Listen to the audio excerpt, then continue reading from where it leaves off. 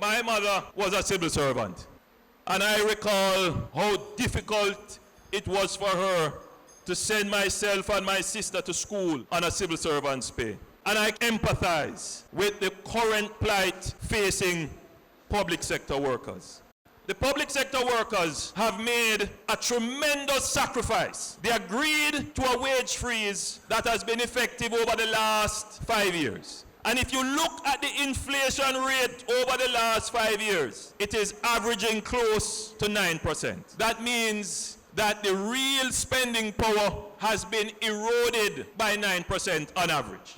The government is asking the public sector workers to take the sacrifice once again, to accept 7%. That won't bring them back to parity. It won't recover the purchasing power that they have lost.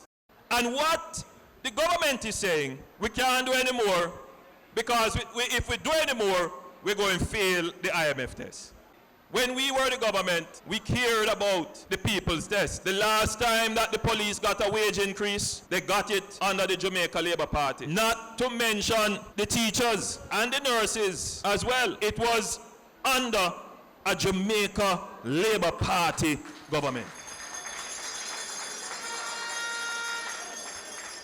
And we did that because we understood that if you are interested in growing the country, you cannot keep the largest part of your labor force, which is the public sector workers, under austerity. What it does, it demotivates them.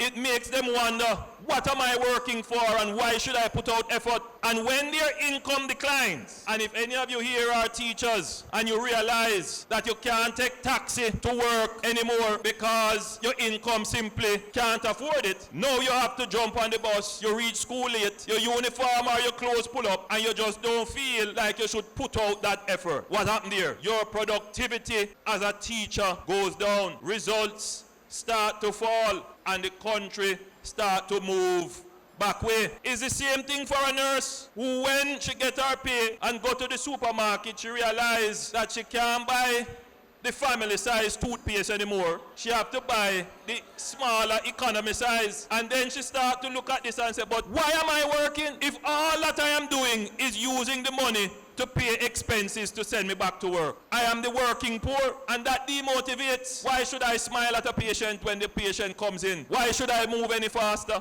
We recognize that if you're going to drive productivity and growth, you must motivate the public sector workers. And the same thing goes for policemen who have to face the firing line on a daily basis. In the back of their minds, when they realize that they can't, as fathers and mothers, send their children to school in the way they would like, they have to ask themselves, why am I putting my life at risk? And so I am in solidarity with the public sector workers. I believe the government can do better and should do better than the offer they are giving them.